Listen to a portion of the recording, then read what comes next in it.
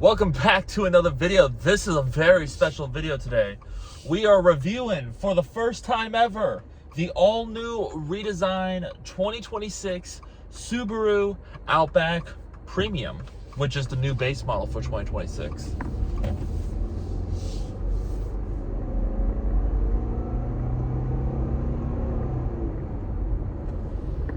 For a non-XT, this is really good power. And when I mean XT, I mean the turbo engine that comes in these Outbacks, right? Really good power for a naturally aspirated four-cylinder, low-key. All right, now before we get behind the wheel of this 2026 redesigned Subaru Outback Premium, let's go around and talk about it. So like I said, this car is a huge deal. We've been waiting for it for a while. It's now out. It's available for you to buy. You can come buy one from me, or you could just buy one in general, right? So this just came out for 2026. Some people have loved it. Some people have hated it. I'm on the minority that actually I love the look of this vehicle. I love how boxier, more rugged it looks. I think it's more fitting of the Subaru Outback, but it also has a more youthful, more masculine look. I feel like younger people can buy this and not be embarrassed to drive this around. I feel like the previous gen had a slight frumpy, almost older people car look to it, depending on what trim you got, of course. This one, however, has a much more youthful, much more do-it-all, very adventurous type personality to it, and I think it really does show, and I love the design. I think they did a great job with it. It needed a fresher look to help attract more younger audiences to come on in and come check it out, and I think it's going to work. It's so cool. I love the look of it, especially when you come around the back and you got the light bar, which is on the 2026. It just really does make this car, brings it into a modern era. But funny enough, the light bar kind of has like a retro vibe to it a little bit, just a little bit, but it also has modern vibes to it as well, of course, but with a hint of retro. It spells Subaru out on the bumper. It says Outback, all-wheel drive, and it's all blacked out, standard across the board. I mean, keep in mind, guys, this is a premium, so it sounds nice, but I want you to remember, premium is now the new base, because base is no longer standard and not even an option or a trim to get in the 2026 Outback. So if you're wanting the most affordable 26, you got to go with this one, and this one offers a lot for the money. And now, also on top, another great thing that's new for the Outback that it finally gets, aside from just a redesign, is this paint job, this beautiful river rock gray. It just looks amazing. Now, this color first came out on the 2025 redesigned Forester,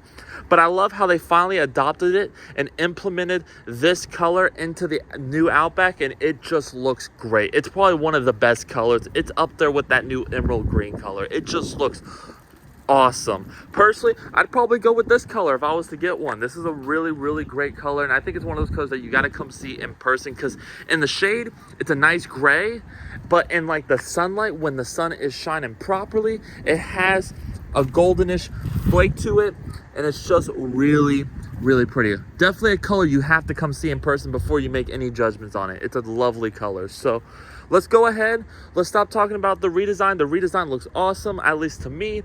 Love it or hate it, it's a nice car. Let's go ahead and let's get on inside and see what other changes Subaru has made for 2026. So, same key fob. They're not going to change this anytime soon. Don't worry, you're not losing this key. I doubt they're going to redesign this key anytime soon. It's been the same that we've been making for 10 plus years now, and you know what? It's a good key. Very solid, looks nice, feels good, all that good stuff. Keyless entry across the board, meaning even on this premium, right, which is the entry level, right? To lock, you just tap, and it locks the whole car. And then to unlock, you put your hand on the back door handle, like such. And what's really nice about that is the fact that that wasn't standard across the board in the last gen. So the fact that this comes standard is a really nice upgrade, right? You open the door, you are greeted to some different materials compared to the previous gen. So for the premium trim, they put this interesting black netted cloth. It's actually really soft to touch, really, really nice. Kind of gives a more rugged, adventurous look. You also have this nice StarTex leather on the door panel, which it feels good to rest your arms on. Very, very nice. Automatic up and down for all four windows. Very nice, standard. And then getting on the inside, you can see more of that cloth goes across the dash, giving it a very quirky, interesting look, if I do say so myself. But I'm a fan of the black cloth. I think it looks pretty good, all things considered, right? And then you can see this interior looks nothing like the previous gen Outback, but that's a good thing because I think it looks a lot more modern, a lot nicer, a lot more upscale and premium, and just honestly, it looks like a much better place to spend quality time, and especially on a long road trip. Right, so let's hop on in. You just duck a little bit because the car sits up pretty high. It's an SUV. It's very nice in that regard. You climb on in and then close the door. The door, it has a really solid sounding thunk, which gives you a great first impression when you're hopping inside, right? Definitely gives you a phenomenal first impression. You have the screen that greets you, says Subaru. Your screens light up a little bit. You get this 12-inch and 12.1-inch digital display as standard across the board. Very, very nice. Again, adds to the very upscale, lovely to spend time in type vibe that this car delivers. It really does deliver that. The screens really do add to that and makes this interior scream, I'm a lovely place to spend time in for long-term road trips, right? So to put your foot on the brake, you got your push button start right there. You just tap it and then everything starts up. You hear the Subaru chime and everything comes to life, and you're greeted with that lovely little animation of the sunrise, and very, very pretty. You get this all digital display. This is the biggest change, right? This and this infotainment, there are huge upgrades. So the previous infotainment was very slow, very laggy, a couple of generations behind, did not look the best. This is now fully up to date, and it screams Toyota, which, to be fair, we have a partnership with Toyota, so it's got a little bit of Toyota software-ishness to it, right? Nothing wrong with that. As a result, though, it looks good, it's clean, it's clear, you can see it very well. Your home menu has the TomTom, it has your radio, and it has your recent calls all in the same thing. You have wireless Apple CarPlay and Android Auto, which is standard across the board. Very, very nice. If you need to clean the screen, you can just turn off the display, or if you just don't want it to overwhelm you, boom, you can turn it off through there as well. You have navigation, your music, super easy. You have AM, FM, Bluetooth, Sirius XM. Phone calls, if your phone is paired to the car, you can make phone calls, which is very nice. And then your settings is right here, super easy to go through and super easy to remember. And then obviously you can log in your profile right here and have it saved, right? You can have different profiles, save different things. Very, very nice. It's not a complicated infotainment. In fact, it's probably one of the better infotainments in the car business right now. It's so easy, so snappy. You can really go through it. Absolutely. Snappy, snappy, snappy, right? Can't go through it too fast, but it goes through it pretty fast. I mean, look at that. Lightning speed, right? Super, super nice. That was a much needed upgrade compared to the previous gen, right? And then another great upgrade is this all digital display, which it's not super configurable. Some of the competition is more configurable in the gauge cluster, but you can still play with it, right? You can still change what's going on in that left display right there in the gauge, which is very nice. You can have your music, or you could just have nothing and kind of simplify the lineup, right? It's very nice to go through, and it gives you all the information you could possibly want in a lot of ways, right? You can also hold this button right here on the steering wheel, and it will change the display just like such. And you can also pull up this option, which is a navigation map, right? Gives you a lot more to work with here. And it gives you this nice map, which also, it does have an Apple CarPlay map option as well. If you click it again, it'll take you to a CarPlay map if your phone is paired up, of course. Your phone has to be paired up, but if it's paired up, you can have your Apple Maps projected onto that screen, which again is really, really nice. You also have this, which is for your cruise control feature and your hands-free function. So if you're wanting to keep an eye on that and it's kind of monitoring the road, you go to this settings, right? And then if you want a calmer screen, you go to this screen and it just gives you less to look at and only keeps it to the miles per hours and a few other goodies, right? But it simplifies it so your eyes are not overwhelmed, and it is really nice to have that option as a result as well. And then if you want to go back to your digital gauges, you have that as well. Super nice, super easy to learn, not too complicated. It's definitely a nice, much needed change. Moving on, you got your gear selector for reverse drive and neutral, right? And your reverse camera is so much better for 2026. Holy crap. It looks good. And standard is reverse assist braking, which means the car will slam on the brakes if it detects a pedestrian or a car coming from behind you in a Publix parking lot. Very, very nice. Much needed in Florida with some of the crazy drivers that are out there. And then another great upgrade is they finally separated the climate controls from the screen. It was glitchy, didn't always work. It was kind of a pain in the butt in the previous gen, so they did away with it, and they now give you separate controls, which look very nice, and they feel very nice to touch. It's super, super lovely. All the buttons are great. It's very Toyota. It looks awesome. It feels awesome. That's what people are going to love. Personally, I'm a fan of that as well, right? And then, obviously, we're going to go to the seats right here. StarTex leather interior. Very, very nice. Very comfortable. Very squishy. Lovely seats to spend a lot of time in. Again, they're not real leather, but if you are just not one of those people that have to have real leather, like if you can't tell, if you're not very particular like that, these will feel like leather to you, and they will get the job done, and they'll be easier to clean and take care of over a long period of time for sure. Moving on, in the same StarTex material is your center console, which is very soft and very nice for your arms. Lift up, got a little bit of storage, a little bit of extra storage down here.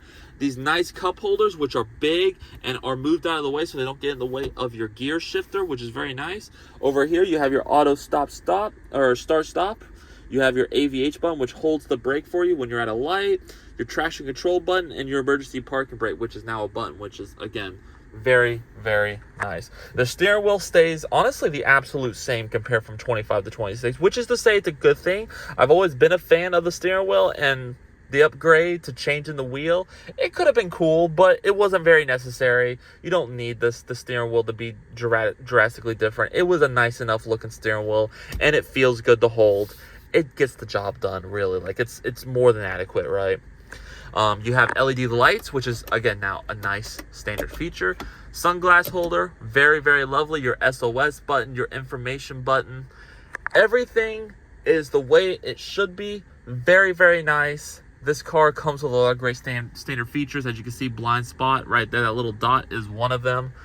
And as a result, it does make the car more expensive, but it also makes it a much more higher value, much more bang for your buck type of deal, because you just get a lot more things standard, which I think really does raise the value of the Subaru Outback.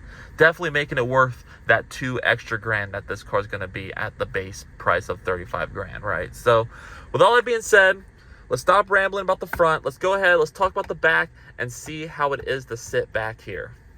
Get in the back. It's very simple. You just grab the door handle and open up. Voila. Sesame. You got the same nice like cloth net feel, which is very soft. Very nice to touch. Got the same StarTex to put your arms on and rest. Very nice and soft to touch. Automatic up and down like it is in the front. Very nice. The materials really don't cheapen out in the back, which again is very, very, very nice and very impressive. You got the same StarTex leather in the back right here, and climbing on in, oh, you just get in like such. Very solid in the back like it is in the front. And me sitting behind myself, because I have the seats adjusted exactly how I'd be driving, I have plenty of room. And the seats really do curve in nicely, so they give you even more room than you would think. Like, it's surprising how comfortable these seats are and how spacious they are. Oh, again, a lot of room. Knee room plenty, but even if I had bigger knees, you have a lot of concave right here to really shape out your knees so your knees are uncomfortable. But I can even fold in my knees like this, and I have plenty of room. But my feet tuck underneath the seat awesomely, which means plenty of room to stretch out and all that good stuff. Especially for the size and this competition, it's very competent. You get AC vents in the back, which is a very nice new standard thing to have, right? Not a lot of competition offers that, and it's nice that the Outback is now bringing that in as standard. You have USB and USB-C. Very, very nice. You fold down the center armrest. It's very, very soft. Almost like Charmin Ultra Soft, right? Cup holders to put your drinks. And honestly, that's really about it. Now, me sitting behind myself, the ceiling room and these cars are plentiful, and what's really nice is the ceiling really does carve upwards to give you more headspace for rear occupants. And it's not the entire roof that's like, you know, higher like that for more room. It's just in this particular area where my head is at, it's perfectly carved, so I have more headspace exactly where I would be sitting. Very nice, very clever Subaru engineering, to say the least. But other than that, that's all there really is back here. Nothing more to mess with. Let's go ahead, let's hop in the back and see about that trunk space. All right, now to get in the back, very simple. There's a little button underneath the cargo tailgate, but you can also do it through the key fob as well, or the front driver's seat. And it lifts up. Power tailgate, again, another standard feature that's across the board. Even the simpler base has it as well, which is very nice. That wasn't a thing in the 2025. It's a thing in 2026. Gotta love that upgrade, right? And as you can see, you have a huge amount of cargo, right? And then if you want to fold down and have even more cargo room, you just pull these little levers and they fold down the seat. You will have to go around and fold them back up automatically. You can't just do that, right? And you get a lot of cubic inches. In fact, if you really want to know, I don't even have to tell you because I can just show you. With the second row seat folded up, right? With the second row seat folded up, you get 42.8 inches of cubic space. If you fold the second row seats down, you get 75.9, pretty much 76 cubic feet of space, which is really nice. That's a new thing for the 2026. I wish the previous ones had that type of information on the back. I think that makes the Subaru very distinctive, very quirky, especially if you've ever wondered that. I think it's clever how they package that into this little plastic bit that you would never think to look. It's one of our many great quirks of this car, but I think it's also an important quirk because a lot of people are always asking salespeople, and sometimes salespeople and people in general won't always have that answer. So it's nice to have that right there, especially if you're just wondering yourself. And then if you want to know like the height of the floor to the roof, you also have that information right there as well. So very, very, very lovely, awesome feature for sure. But then you also have funny quirks of the Subaru. Like you have these little decals that you would never see during normal hours of the day unless you had the trunk up. But when you have the trunk up, you can see all the stuff that you could put onto the roof. It's kind of funny, it's kind of gimmicky, it's kind of quirky, but it also brings a little bit of personality to the Subaru. And what's also nice for the 2026 is you have this new 2-level shelf that covers the entire cargo area and keeps all of your stuff secure, private, and hidden away. But what's nice is it's a soft, like cloth material, which means it's kind of like a hammock, and you can also lay stuff on top of it as well, which is, again, brand new for 2026. Very, very nice for sure. You have a little bit of cubby space right here. On both sides, this one has a net. You also have these little things that pop out that are for your groceries. They're grocery hooks that are very, very nice. And then when you lift up,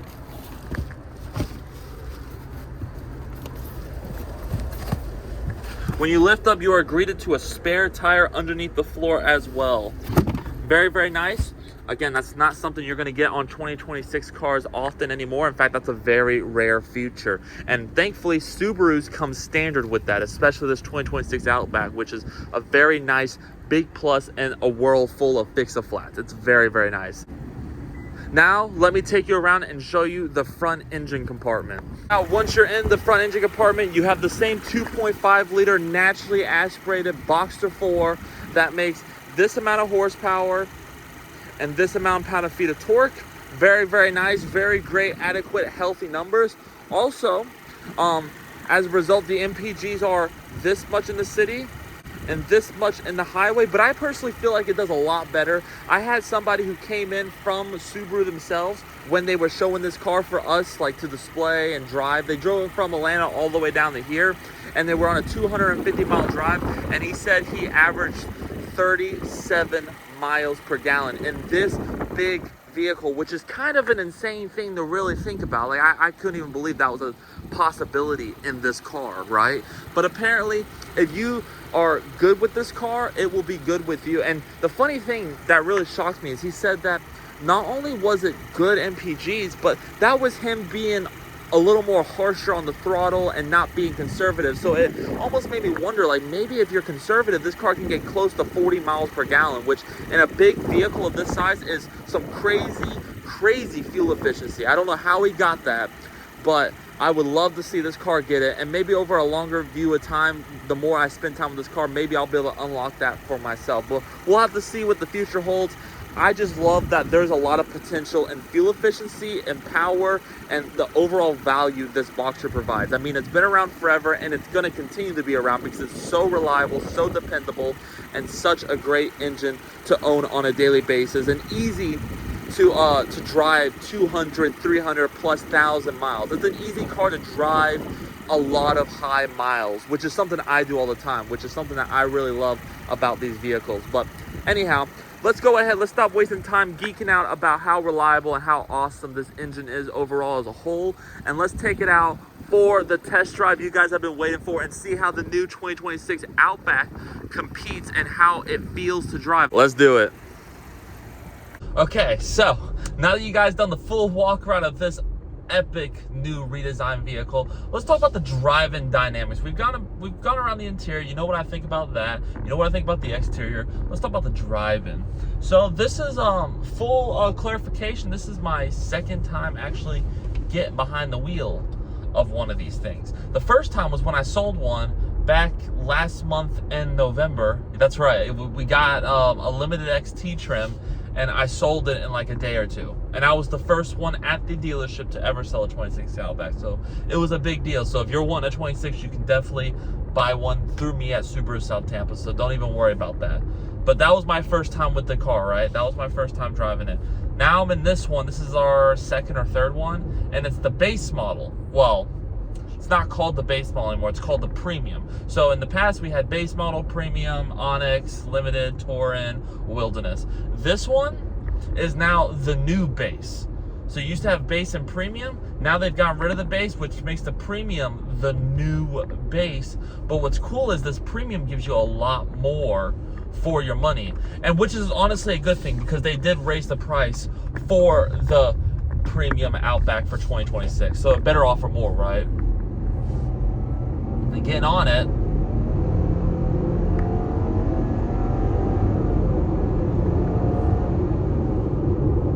it's got good power. It's definitely been improved for the 2026 model year. Now in the past, this naturally aspirated 4-cylinder was not the most peppiest. It was not the quickest. It was not the most fuel efficient. It was okay in fuel efficiency. Now this thing's excellent in fuel efficiency. I think it's gone up tremendously, impressively so, and the power is it's noticeable. It's definitely better, is the word I want to say. It's improved, right? But most people who buy these cars aren't going to need a lot of power anyway. Like, this gives you plenty of power to get up and go, no problem at all. The big thing for me that I love about this redesigned one is a few things. One, obviously the cabin. I've already talked about that. But I think the second one has to be how quiet it is in here. It is so much quieter than it was in the past. And like I said in the walk around video, it's thanks to that double pane glass windows in the front. I mean, it makes all the difference. The driving experience is just so much quieter. It's just so much more refined than it ever has been, if I'm being honest with you. Like, really. It really truly has been. Which means I can kind of sort of lay back my seat like this and just kind of cruise. And you know what's also really interesting about this car is, since the premium is the new base, it gets the StarTex leather interior, which is a leatherette material that's durable, more durable than leather, and it's water resistant compared to leather. So it's easier to beat up on, spill stuff on, whatever, and it's easy to clean too as a result. Now what's even cooler about that is if you were to get a 25 premium, it only came with cloth. You could not get StarTex. You'd have to go up a trim. I think to the Onyx was your entry into StarTex, and then you'd also have to get a Wilderness. That'd be your only other way to get it, right? I like that all premiums, with aka the base model 26 Outback, I like that they all come standard with this StarTex material. It's not leather, but it feels good enough. I like it. It makes the car feel higher quality and nicer. And for the price, which is only a tiny bit more compared to what the previous gen offered, it feels a lot nicer to be in here. Because in the past, you'd pay $2,000 less, yes, but you'd be sitting in cloth seats, which I thought was kind of cheap feeling, especially for the price. So I really like that they added that in and raised the price a little bit. They gave you a little more options. StarTex was one of them. And they made the car feel higher quality. Another thing that I noticed driving this car, since I've been familiar with the Subaru brand for a little bit now as the sales guy, going from 2025 Outback Premium to 2026 Premium, I can tell there's so many differences. First of all, we already talked about the quietness and we talked about the seats. Another thing that I really notice about this car is the sound system. I was scared because the previous gen, I'm just going to be real with you, the bass speakers are terrible. There's not a lot of great bass to be had, not a lot of great overall sound quality. I was playing some electronic music because that's how you really get to hear how the system sounds, and it sounds phenomenal. Actually, it sounds really good. I would say it sounds like it's like one notch below the Harman Kardon upgrade system, because that was the upgraded system that I feel like in the past you had to get if you wanted the best audio experience. With this car, if you're not paying attention, it almost sounds as good as the Harman Kardon. It's like one notch below it. It's not off by much. It's really it's very competitive for bass speakers. Like, they're so good that I could low-key, if I was on a budget and I needed a new Outback, I would be fine stepping down into a premium because the speakers are plenty good in this car. They're not going to be perfect like the Harman Kardons are, but they're really freaking close, and I can live with it. There's enough bass for me. There's enough clarity for me.